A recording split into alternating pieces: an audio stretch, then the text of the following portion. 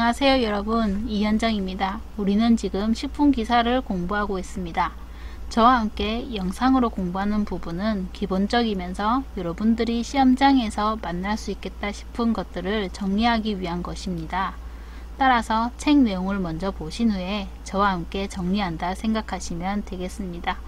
이번 시간에는 제3과목 식품가공학 중 수산물 가공에 대해서 정리를 해 보겠습니다. 키워드를 한번 읽어보시고요. 넘어가도록 하죠. 수산물의 특성에 보시면 붉은살 어류와 흰살 어류, 다르게 얘기하면 적색육과 백색육에 대한 것이 나오는데요. 적색육 같은 경우는 혈압육, 영어로 얘기를 하면 레드밋이죠. 이것의 분포가 많은 어류로 운동성이 좋고 회유성이고 근육의 지질이 저장되는 것, 꽁치, 고등어 이런 거 생각하시면 되고요. 백색육 같은 경우는 보통육 화이트밋이라고 얘기를 합니다. 이것이 많은 어류로 운동성은 좀 적고 정착성이고, 그리고 간장의 지질이 저장되는 것으로 도미나 넙치나 이런 것들이 있습니다. 그 외에 근육 단백질의 것 이런 것들은 여러분들이 읽어보시면 될 것 같고요. 그 다음에 X분이라고 하는 표현이 나오는데요. 어육을 잘게 절단한 근육을 물로 추출을 하면 용출되는 여러가지 성분을 우리는 얘기를 합니다. 그리고 여기 내용은 여러분들이 한번 읽어보시는 것이 좋을 것 같습니다. 그리고 해조류에 보시면 갈조류, 녹조류, 홍조류로 해서 미역다시, 갈조류에는 미역다시마토, 그리고 녹조류에는 파래나 청각, 홍조에는 김, 우뭇과 사리가 나오는데요. 여러분들 이것 구분은 해 두시는 것이 좋습니다. 문제에 보시면요. 어류의 지질에 대한 설명으로 틀린 것은 이라고 나오는데, 문제를 보시면 아시겠지만 우리가 식품 가공학에서 그냥 가공에 대한 것 뿐만이 아니라 이런 식으로 가공이라고 하는 부분은 지질에 관해서 물으면 식품화학에 나왔던 지질에 관련된 지식까지 다 합쳐져서 묻는 문제들이 많습니다. 그래서 여러분들이 공부를 하실 때 식품화학 또는 위생학 또는 화학 또는 생화학 이런 것들에 대해서 한번 연계가 되어 있는 내용이라면 같이 공부를 하시면 풀 수 있는 문제들이 많이 있습니다. 지금 보시는 문제처럼요. 수산물의 가공품으로는 건제품을 여러분들이 좀 집중을 해서 보시는 것이 좋을 것 같은데요. 건제품으로 보시면 제일 먼저 소건품 나오죠. 소건품 같은 경우는 아무 처리를 하지 않고 그대로 건조한 것. 그 예가 마른 오징어나 마른 문어나 마른 미역 같은 것이 있는데, 마른 오징어 표면의 백부는 오징어의 타우린 성분입니다. 다음으로 작은품이라고 하는데요. 작은품은 찐 후에 건조한 것입니다.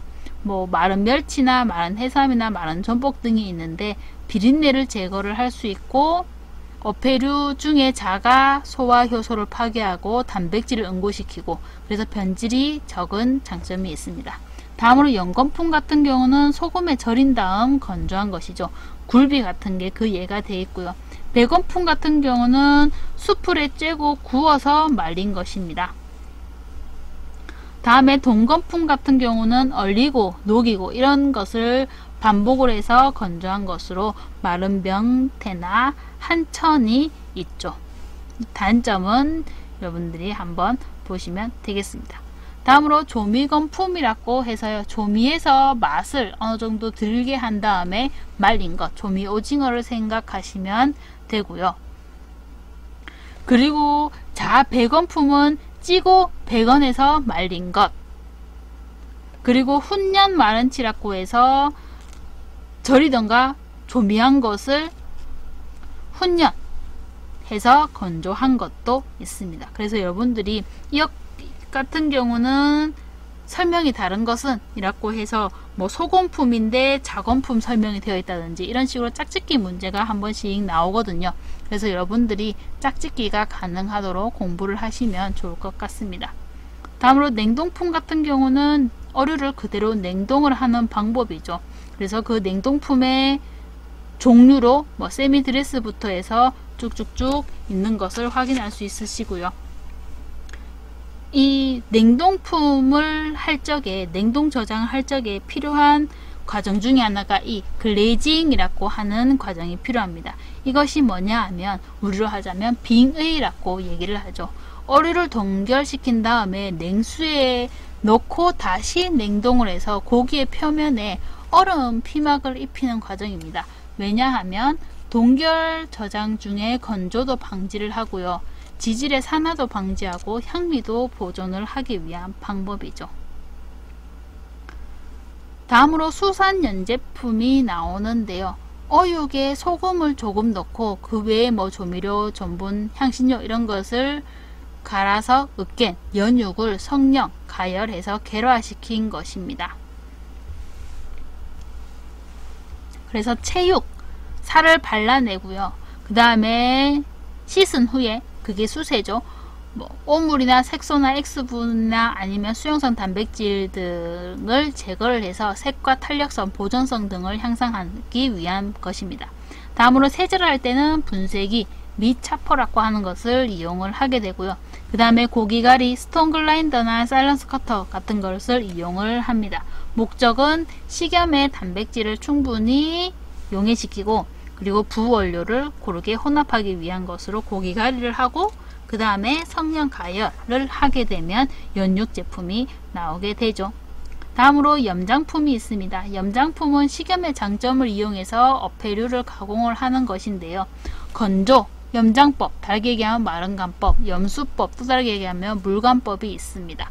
물간법 같은 경우는 말 그대로 소금 농도가 어느 정도 있는 물에 담궈 놓는 것이고, 마른간법은 소금을 뿌리는 것이라고 보시면 됩니다.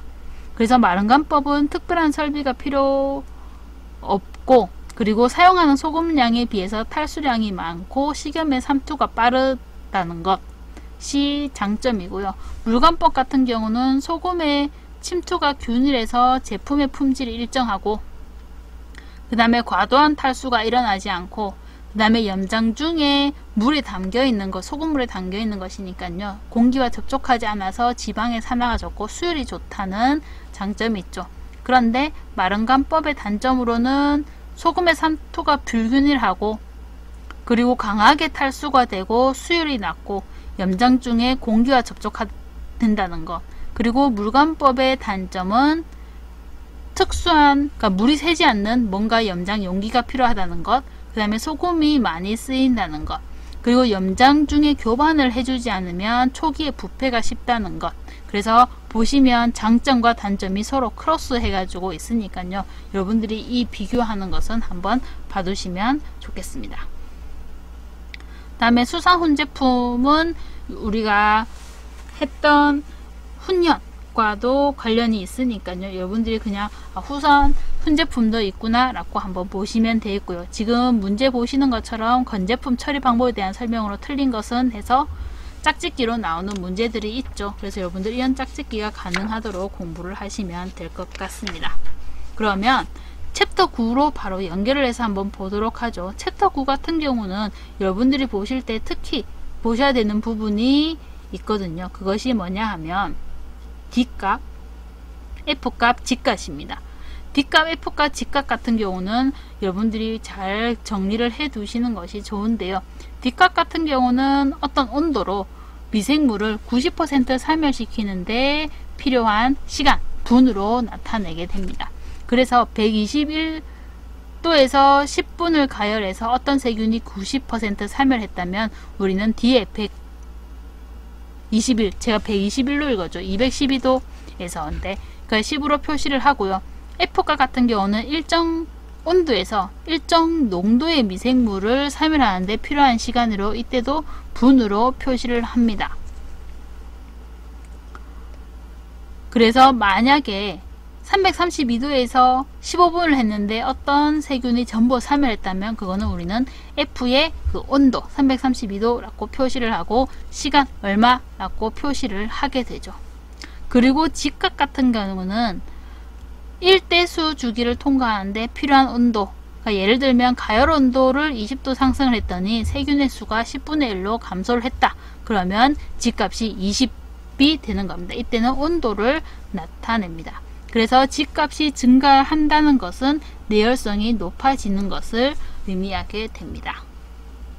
그래서 여러분들이 챕터 9에 있는 식품의 저장에서 나머지 부분은 읽어보시는 것으로 충분할 것 같은데, 이 D값, F값, G값 같은 경우는 계속해서 이런 식으로 문제가 출제가 되고 있거든요. 개념을 묻는 문제도 있고 계산을 하라고 하는 문제도 있습니다. 그러니까 여러분들이 지금 보시는 개념 잡기 문제를 바탕으로 D값, F값, G값을 잘 정리를 해 두시는 것이 좋을 것 같습니다. 그럼 여러분들 합격을 기원하겠습니다.